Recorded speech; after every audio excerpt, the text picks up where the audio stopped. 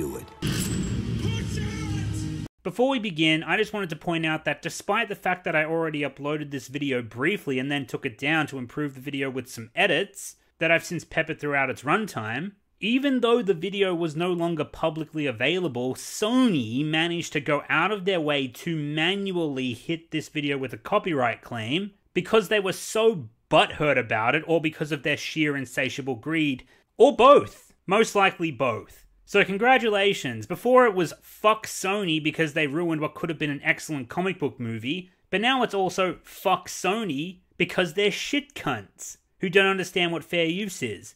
Then again, that's nothing new for them, but to counteract shit cuntitis on YouTube, you can check out my channel's Patreon if you like the video and enjoy my content. The link is in the description. Okay, rant over. Hope you enjoy, even though I'm about to break into another 40-minute rant. Yay.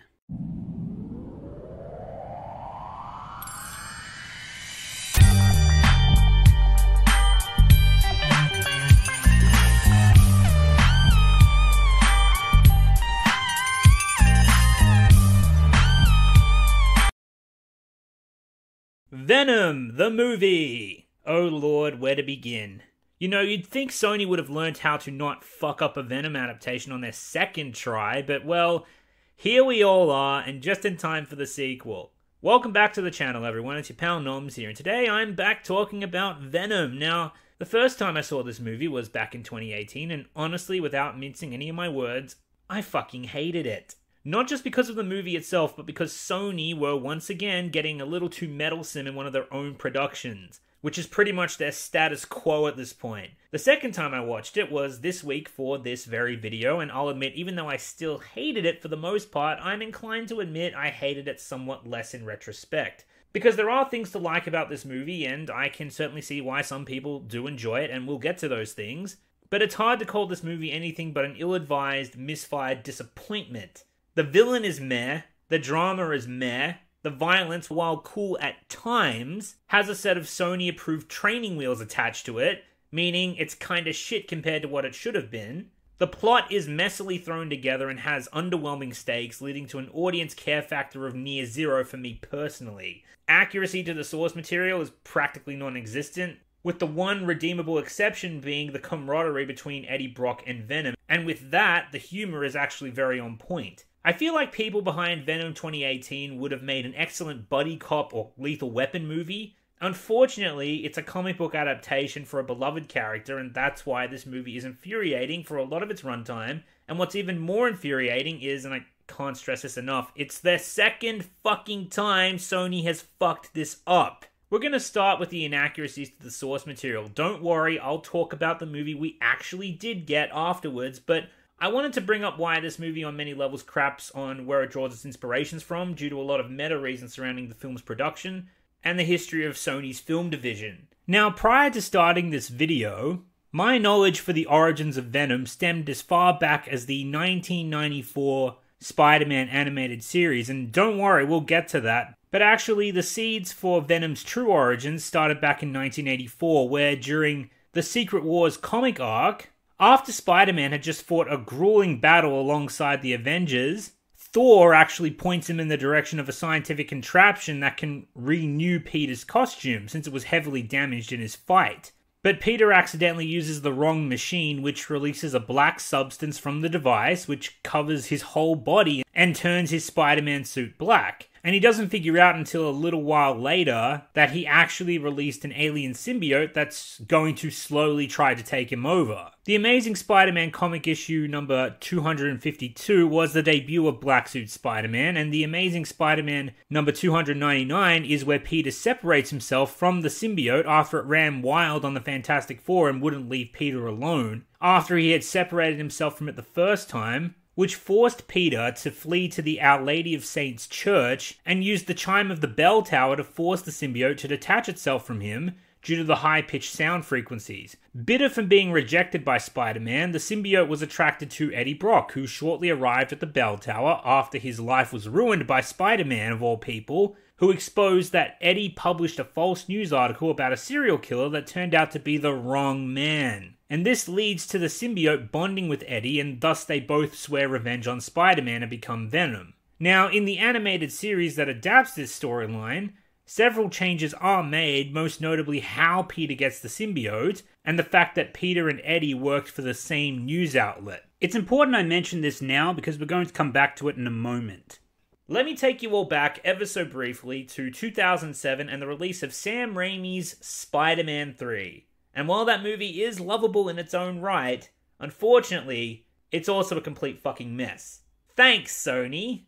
And while it's no doubt well documented at this point that Sam Raimi did not want to include Venom in that movie, but Sony gotta be Sony, despite having his arm twisted, and this honestly doesn't receive enough praise from fans, with what Sam Raimi had to work with in that clusterfuck of a production, he actually incorporated the symbiote and Venom really well into that movie. And it was, surprisingly enough, very accurate to the animated series. Minus a certain asteroid coming out of butt-fucking nowhere and the casting of Topher Grace. The way Eddie Brock acquires the symbiote in the animated series is John Jameson, son of J. Jonah Jameson, actually finds the symbiote while he's on a mission in space.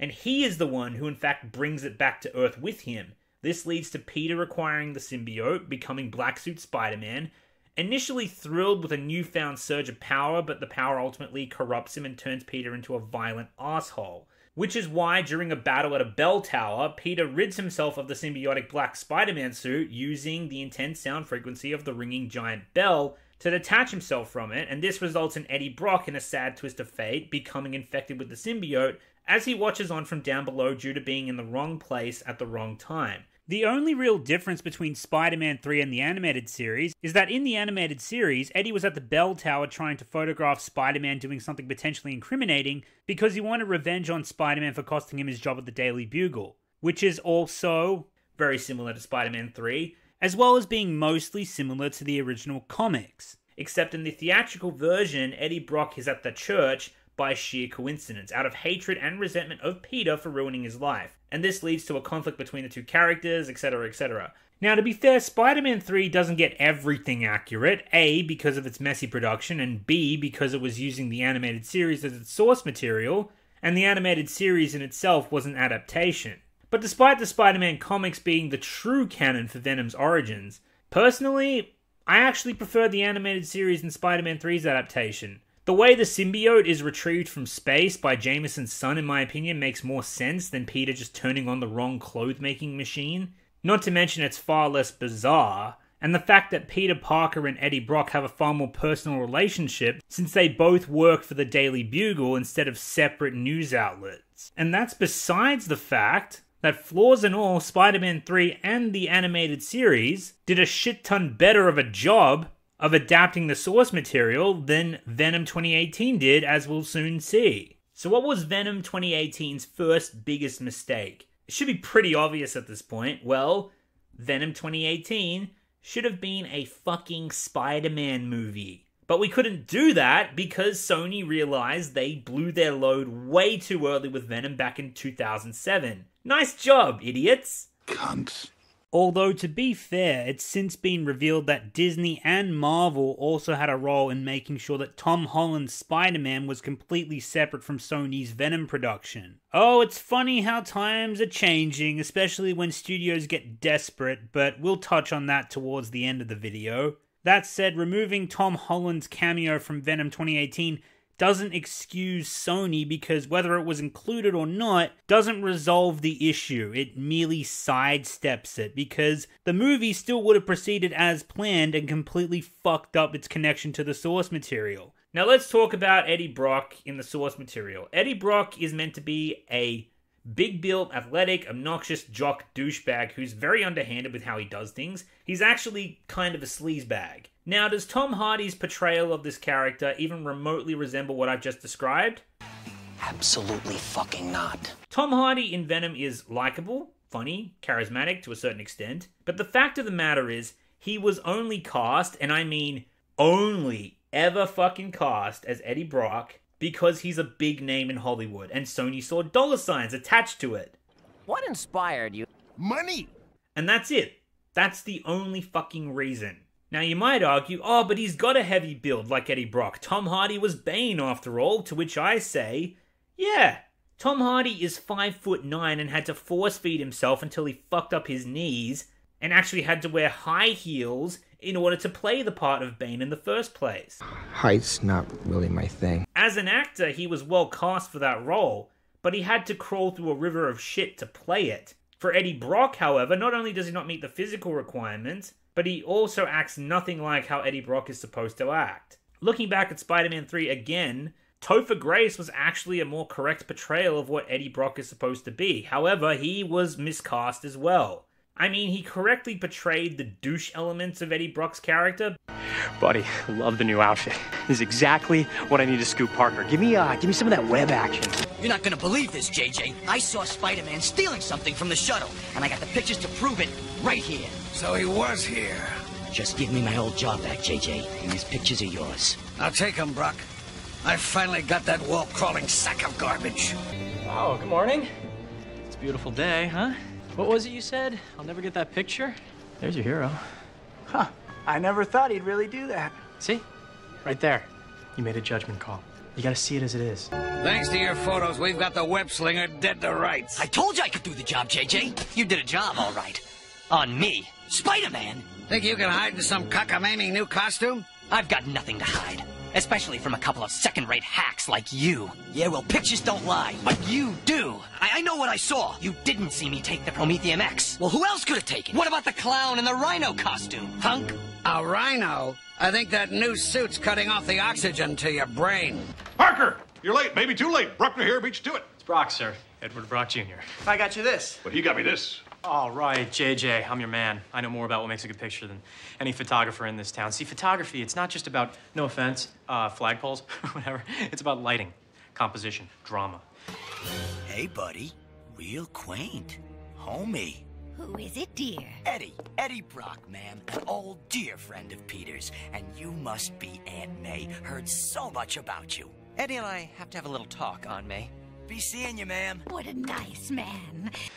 I want a staff job, sir. I have a girl that I intend to marry, and I guess, I don't know, I have this stupid little dream of working with one of the greatest newspaper editors of our time, J. Jonah Jameson.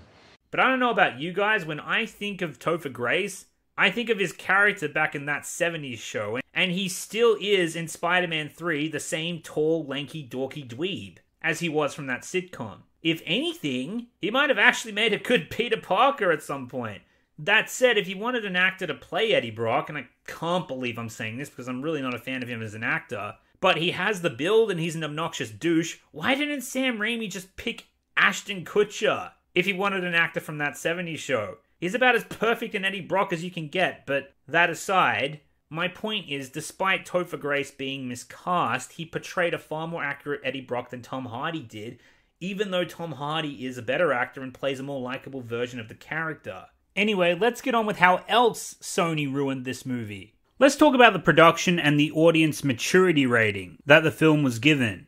Dear God, they butchered this film. And I mean that quite literally because this film is chopped to shit. It's jumpy as fuck, edited to death, parts of the movie that are crucial to developing the plot, and the characters barely get any time to breathe. This is no more evident than the opening to this movie, which is so rushed, it's astounding. And all this due to Sony reportedly scrapping almost a third of this movie's runtime. Holy shit. Like, I've heard of deleted scenes, but this is ridiculous. I mean, final question for me.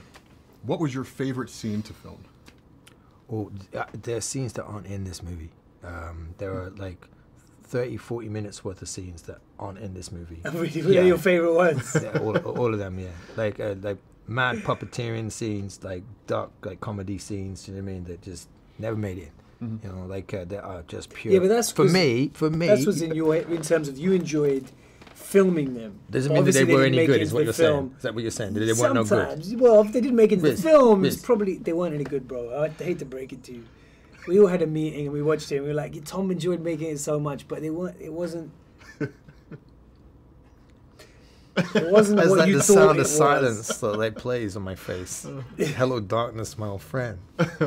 At least Return of the King had an excuse for cutting out almost an hour of its damn movie because it was 4 hours long. As for Venom, maybe if so many of those scenes hadn't been cut, the movie's opening wouldn't have felt like it was trying to give me an epileptic seizure. Maybe they would have had time to flesh out the characters and the plot so it didn't feel hollow and by the numbers as shit. In addition to that, Sony neutered the violence in this film by slapping it with a consumer-friendly rating of PG-13. For a character that bites people's heads off? Seriously? Like, some of the violence in Venom 18 is actually pretty decent. Like the motorcycle chase that takes place during the second act and when Eddie Brock crashes and the symbiote has to heal his wounds and broken bones. Another good action scene was when Venom took on that entire SWAT team in the lobby of some random building. I mean, sure, the scene was dimly lit, but that added to the atmosphere of those men being trapped with a vicious monster, who, like I said, is restricted by his PG-13 rating. Well done, Sony, yet again. I mean, this was never more clearly evident than the We Are Venom scene, when Eddie Brock and the symbiote bite off some dude's head, and it's got one of the most jarring cuts ever. We are Venom. On second thought, please. What was that? Oh, I have a parasite. Also, side note, because this is a bit off topic, but that scene was so fucking weird. Dude bites off a head right in front of the convenience store owner, and she just kind of nods it off. She just witnessed a gruesome murder. Like, I don't imagine Eddie would get away with that, but alright. We'll get back to that later, but at least Sony were kind enough to let him drop one F-bomb. What does that mean? What are our chances? Pretty much 0. Oh, fuck it. Well, let's go save the planet. So yeah, Sony fucked this movie a many number of ways, including but not limited to blowing their Venom load with Spider-Man 3, not making Venom 2018 a Spider-Man movie to begin with, having Venom's origins and Eddie Brock's character bear little resemblance to the source material, slapping a bullshit PG-13 rating on it, and of course cutting a shit ton of the movie out of the final product. Right, now let's talk about what they actually did do in this movie. So the symbiotes were retrieved from an asteroid by what's called the Life Foundation, run by Carlton Drake, who is the main antagonist for this movie and is pretty much what would happen if a Hindu Bill Gates bred with a Hindu Elon Musk inherited all of their wealth, power, and intelligence and grew up to be a massive dickhead. Now, all we know about Carlton Drake for the entirety of this movie is that he's a scientific billionaire who is obsessed with the next stage of human evolution and combining humans with alien symbiotes so that they can live on and inhabit new worlds in the near future because Earth is slowly dying due to humanity's consumption of its resources. Blah, blah, blah, blah, blah. You know exactly where this is going. This is a villain you have no doubt seen a million times before. A guy who thinks he's serving a good purpose, so he commits atrocities and vile acts to obtain his goals, because the ends justify the means, and of course, in this case, it does not. He's so desperate to achieve a symbiosis between humans and aliens that he's dragging in homeless off the streets and using them as live guinea pigs to act as hosts for the symbiotes to survive in Earth's atmosphere, and yes, this breaks just about every human rights law and all ethics of science known to man. He is evil, and in just about every scene he's blathering on about how humans are weak, humanity needs to be strong, and how the human genetic structure is pathetically poorly designed and restrictive. Pretty much every scene with Carlton Drake is him prattling on about evolution or some biblical or philosophical BS to justify his action. There's pretty much nothing else to him. That doesn't make him a terrible villain, just very underwhelming in one note. Anyway, as I was saying, the space shuttle carrying the symbiotes is returning to Earth, and one of the symbiotes breaks out and kills the piloting astronauts, causing it to crash land somewhere in Malaysia of all places. A salvage team recovers the contents of the shuttle, including the symbiotes that are still aboard, and oddly enough, one of the astronauts is still alive. He is taken away in an ambulance, and it's revealed that the astronaut has been infected with a symbiote who apparently saw Silence of the Lambs. This symbiote is called Riot, and he's the other antagonist in this movie. Riot kills both paramedics, causes the ambulance to crash, and busts his way out and starts very ominously walking down the street. Riot is a cool bad guy, but is criminally underutilized. He is in barely any scenes and has moments throughout the movie where he murders a bunch of innocent people while hiding inside his current host at the time, but beyond that, we don't really get much from him until the end of the movie, which is disappointing. Oh yeah, and there's one other little juicy detail, one teeny tiny little hiccup with this antagonist that I forgot to mention, which is the fact that Riot is meant to be Venom's son. Yeah, see, this whole Life Foundation experimenting with the symbiotes is true in the comics, but The whole reason the other symbiotes exist in the first place is because the Life Foundation is supposed to at some stage capture Venom and force it to reproduce asexually, and this is how Riot and the others are meant to be born. The Life Foundation only takes an interest in the symbiotes after Venom gives birth to Carnage in prison, and only after Eddie and Venom move away to San Francisco when they establish a truce with Spider-Man. But Venom 2018 will have you believe that they've been doing this symbiote crap this whole time. And not to mention the post-credit Carnage sequel bait I always found odd because I was baffled as to how this psycho could have a symbiote if Venom is the only one left after the Life Foundation stupidly let the other symbiotes die. But now it makes even more sense why that doesn't make sense, because Venom is meant to give birth to Carnage as well. The one with Drake is Riot. Who's Riot? Riot is what you would call a team leader.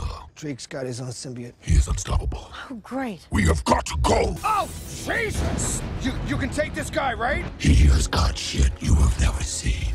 Dude, you gave him that shit he's never seen from your own testicles. Also, if he's a team leader, who the fuck are you supposed to be? I am kind of a loser.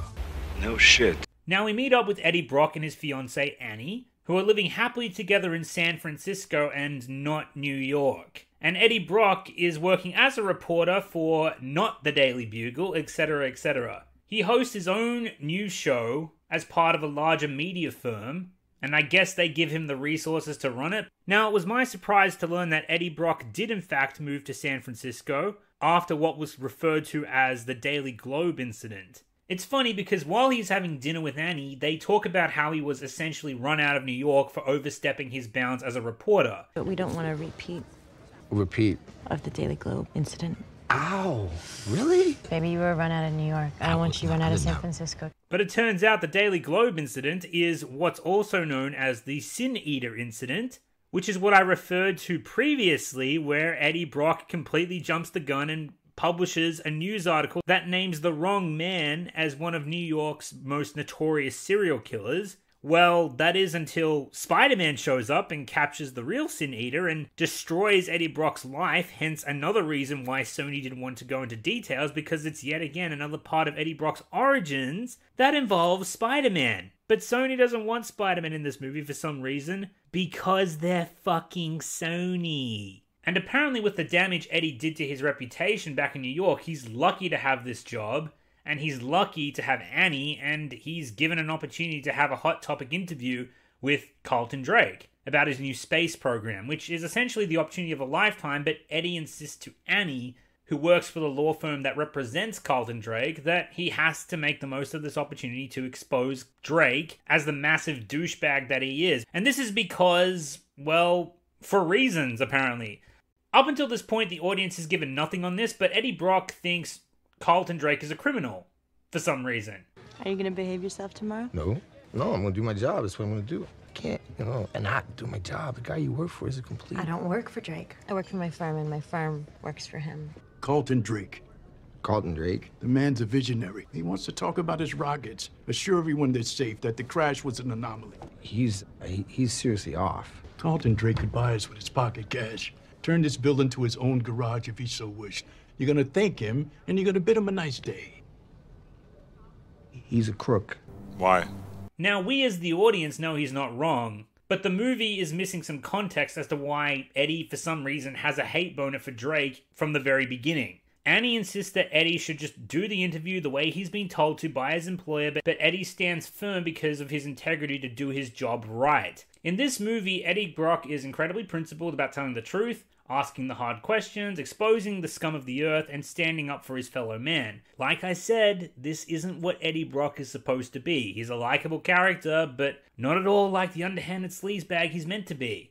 That is until, and I will give the movie credit for this, later that night while Annie is sleeping, Eddie Brock goes through her laptop and just about every confidential file she has on Carlton Drake, including certain controversial methods he used to test his pharmaceuticals in the past, which Dr. Skirth later reveals was pretty much exactly the same as he's been doing to test the symbiotes.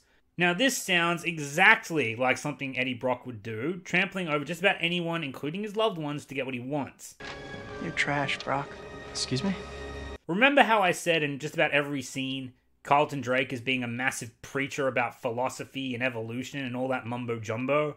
Well, there is actually one scene I thought was quite neat, and it showed just how much of a hypocritical phony Carlton Drake is when he is giving a small presentation to a group of kids on a school field trip, and one of them asks a question out of turn, and she gets shushed down by the rest of the class, but Drake insists that the girl asks her question anyway. He also tells her to never be shy about asking questions, because the ones asking the questions are the ones that are going to change the world. Which is rich coming from him, because in the very next scene, Eddie Brock does just that.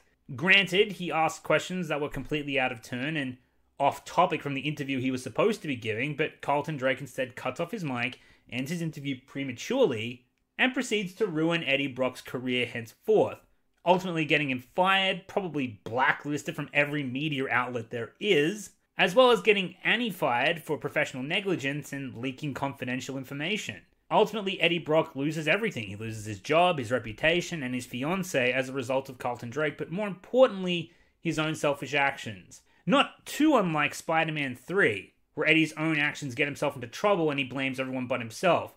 Except in that movie, Eddie was a lying snake, as he's supposed to be, but in Venom 2018, he's actually a righteous dude who's after the truth. Did I forget to mention this all takes place in the span of 10 minutes, including a little montage about Eddie Brock's reporter show, and it's blasting this top-of-the-charts present-day hipster song in the background, which I found very annoying. But point being, the opening of the movie gives you zero time to breathe or take anything in because it's rushed as fuck and choppy as shit. Which is why I made such a big deal about the deleted scenes and how rushed this movie feels at the beginning of the video. After this, there is a time skip that says 6 months have gone by, which is kind of strange because Riot still hasn't found his way to America yet. He's still just walking through Malaysia and killing anyone who gets in his way. We know he's heading to the Life Foundation, so why the fuck has it taken him so long to get to America? Not only that, but if you wanted to get to the Life Foundation, why didn't you just stay with the remains of the space shuttle and inhabit the body of one of the extraction team workers in order to get there? But the movie makes active, nonsensical attempts to delay this because the writers need plot to happen in the meantime. Anyway, Carlton Drake's tests on the symbiotes have been making strides. They finally achieved symbiosis with a rabbit who didn't reject the specimen, so Drake wants to move immediately to human trials against the advice of his top scientist. Drake even goes as far as to indirectly threaten her safety and her family's if she doesn't comply. It's obvious by Riz Ahmed's acting that this is a practiced tactic by Carlton Drake. He's very good at getting what he wants from people, especially those he has the means to control, and he's willing to stoop to any low he can to get it. He will cross any line. In the next scene, we see that Eddie Brock has completely reached rock bottom. He's unemployed, single, and has all but entirely lost his drive to make a difference. He's living in a shitty apartment with terrible neighbors, and things show no sign of turning around for him until Dr. Skirth approaches Eddie Brock, desperate to expose and stop Carlton Drake. She even tells him he was right about everything he accused him of, and she knows where he can get the proof he needs, but Eddie Brock doesn't want to hear it. He's done. He's finished. He wants nothing to do with Carlton Drake. He's sick of being hurt and trampled over, and he doesn't want to lose anymore. Later that night, he tries to get Annie back, but sees that she's already moved on with her life despite being ready to marry him less than a year ago. She's already even living with someone new, in the apartment they used to live in together. Annie makes it clear to Eddie that it wasn't Carlton Drake who did this, he did it to himself. He needs to start taking responsibility for his actions. So after some reflection, Eddie decides to reach out to Dr. Skirth and help her take down Carlton Drake and the Life Foundation. Dr. Skirth manages to smuggle Eddie Brock into the facility. She then explains to Eddie what they've been doing there and what the symbiotes are, and what Carlton Drake is trying to achieve. She leads Eddie into the lab where the symbiotic test subjects have been imprisoned. It's a pretty awesome scene, not gonna lie, because it plays out like something from a horror film that climaxes when Eddie finds one of his neighborhood bums has been taken captive. And this was in fact a friend of his that he said hello to outside his local convenience store every day. Once her cell is breached, she tackles Eddie and leaks a black goo-like substance all over him before she just keels over. And Eddie races out of the facility, being chased by security of the Life Foundation. Running for his life, Eddie breaks down doors, crashes through fences, and leaps to the top of tree trunks in an effort to escape with his life. It's apparent to the audience that something crazy has happened to him, but it hasn't quite sunken in for Eddie yet. Oh, but it sure as shit is about to. In a hilarious series of scenes, Eddie is shown to have an insatiable appetite, going as far as to eat frozen foods without defrosting them, garbage leftovers, and even raw lobster. And all throughout, a mysterious and ominous voice is speaking to him inside his head. Eddie freaks out and goes to find Annie to tell her that he was right all along about the Life Foundation, but not before he texts Dr. Skirth, telling her to call him as soon as she can. Okay, here's what pisses me off. Pretty much for no fucking reason, Dr. Skirth stays at the Life Foundation, where she's absolutely going to be found out as the mole inside their organization, and Carlton Drake is absolutely going to kill her for it. Or worse, she knows way too much, he can no longer trust her, she's his top scientist, and certainly not an idiot, so what the fuck is she still doing there? Well, because the writers need her to die so Eddie can no longer have a source, and so they can't go to the authorities and the media together. Anyway, after Eddie has his little freak out at the restaurant, where Annie and her now surgeon boyfriend are eating lunch together, they take Eddie to the hospital so he can get an MRI, and we get this iconic scene from the trailers that spawned 1,000 memes. 116, when you don't see Venom in the Venom trailer. When you nut and she keeps on sucking. Except unlike in the trailers, we actually do get to see Venom going mental due to the high frequency sounds of the MRI machine. Later at Eddie's apartment, Carlton Drake's men arrive to kill him and retrieve the symbiote, and well... this is where the fun begins. Venom essentially hijacks Eddie Brock's body and proceeds to lay waste to everything in sight, all while Eddie has no idea what's going on. He doesn't know what that is inside his head or who he is arguing with, and it's fucking hilarious. This leads to a mostly great motorcycle chase where Carlton Drake is surprised and in awe that Eddie Brock, of all people, achieved symbiosis. After racing through half of San Francisco, Eddie's bike crashes into one of the SUVs from the Life Foundation.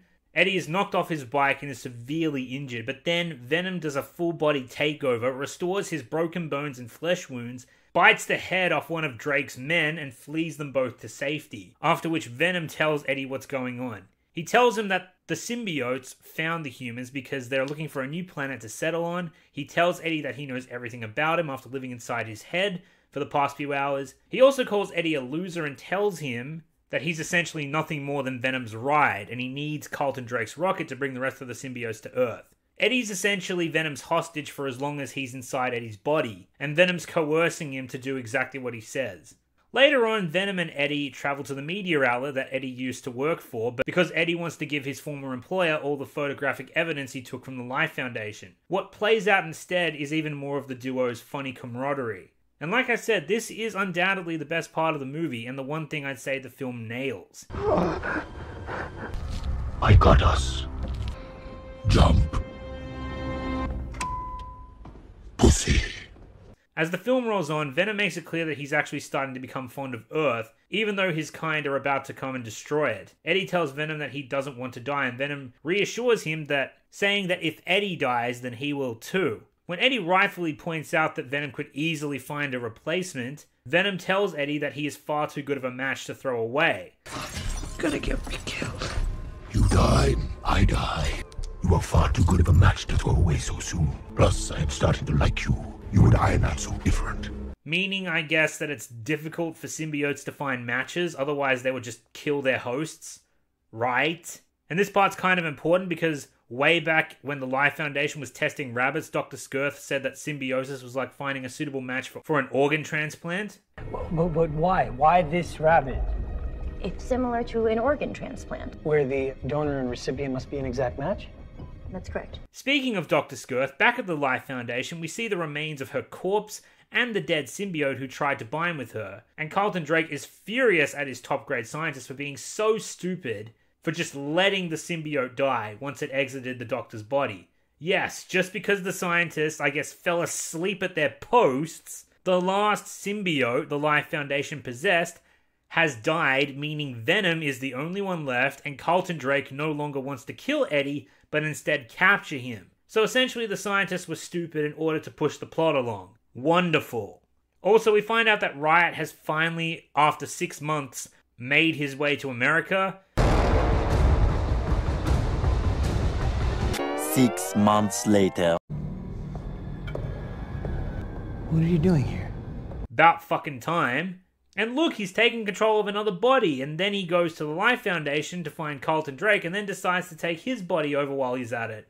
And here is where I have one of my biggest issues with the movie. You see, at the beginning, the film treats symbiotes as entities that can only bond to a compatible host. The movie even goes to lengths to show us that a compatible match is very, very, very rare. Now, Venom bonding to Eddie Brock of all people, that's fine, sure. That's some convenience, but that's the entire premise of the movie. But with Riot, on the other hand, it turns into you get a symbiote, and you get a symbiote. Everybody gets a symbiote. Like, the fuck? Since when was this a thing? Way to break your internal consistency, film. That is, unless, unbeknownst to the scientists, a symbiote can choose which host is compatible as opposed to simply bonding with a host with suitable DNA or whatever. The intricacies aren't really explained. However, it does go to measures to show why Venom and Eddie are such a good match for each other.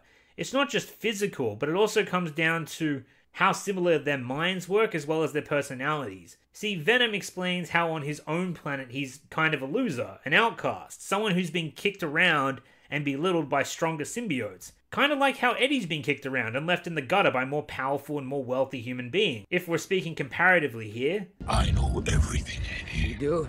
Everything about you. I am inside your head. You are a loser, Eddie. You are far too good of a match to throw away so soon. Plus, I am starting to like you. You and I are not so different. Thank you. On my planet, I am kind of a loser, like you. But here, we could be more. Excuse me? And I'm getting to like it here. So the bonding rules with Riot are thrown completely out the fucking window, but the bonding between Eddie and Venom makes enough sense, and that of course is unless we don't count Fem-Ven, who rescues Eddie from being executed by Carlton Drake's goons, and this is after Eddie is kidnapped from the hospital by the Life Foundation because, as I said previously, they stupidly let their last symbiote die with Dr. Skirth, so they can take Eddie Brock back to the Life Foundation where Carlton Drake, now inhabited by Riot, tries to interrogate Eddie for where Venom is. And after the interrogation goes nowhere, Riot tells Drake what his plan is to retrieve the rest of the symbiotes, knowing that Drake would suggest using the rocket, which is likely the reason Riot bonded with him in the first place. Eddie and Venom race to the launch site to stop Drake and Riot from launching into space. Venom tells Eddie he's decided to stay on Earth and not let them destroy the world. Venom also tells Eddie that they could be way more together than they ever could be separately in their own civilizations. And Eddie asks Venom to, quote, cut the bullshit and to tell him what really changed his mind. And Venom replies, You did, Eddie. See, I don't think he did. And here's another problem I have with the movie. While I love the buddy cop dynamic between Eddie and Venom, they really didn't go through any life-changing experiences together. This story, this plot even, without its problems, is incredibly meh. There's no real punch to it, really. The plot is essentially in its bullet point format. Symbiotes land on Earth, reporter discovers conspiracy, reporter makes mistake and loses career and love life, reporter investigates, finds alien symbiote and becomes friends with him, while bad guy does bad guy things for the sake of human evolution, that in his blind bad guy sense of morality could result in the end of the world. It's by the numbers. We've seen it before, we'll likely see it again. It's incredibly simple, but at the same time, simple doesn't necessarily mean bad by default. In the case of Venom, though, it's just incredibly meh, although be it with a few bright spots peppered throughout. And to come back to my original point, this supposed change of heart by Venom because of Eddie is completely unearned. It actually made way more sense when Venom was saying he just wants to be a badass on planet Earth because he doesn't want his own kind overshadowing him and because he wants to take full advantage of the lush spoils planet Earth has to offer. For instance,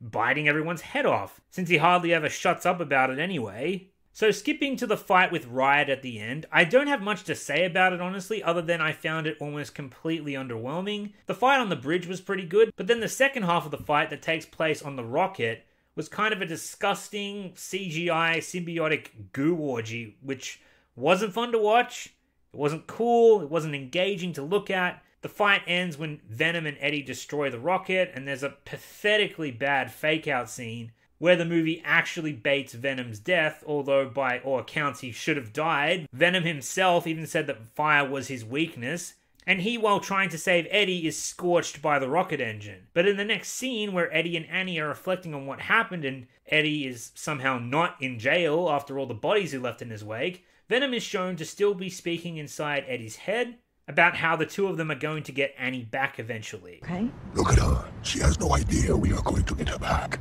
Eddie, is there something you want to tell me? Nope. You belong with us, Annie.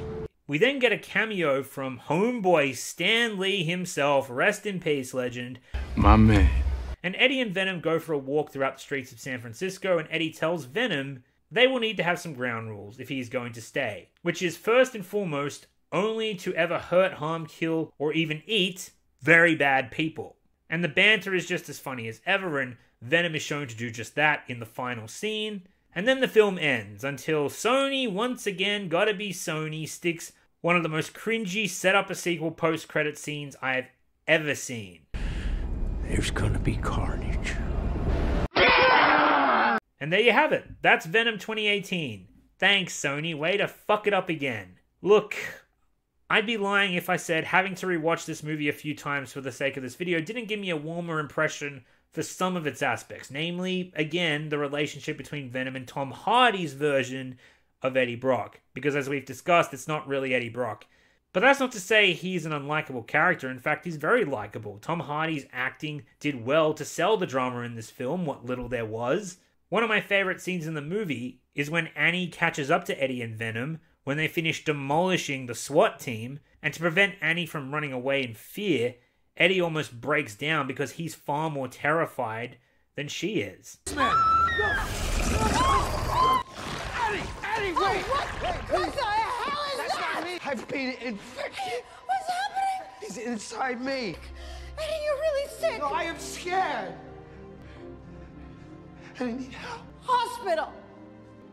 Right now. She then offers to take him to the hospital, and you see Venom actually helps Eddie to acknowledge his mistakes towards Annie in the past, and helps him to finally take some responsibility. Are you in pain?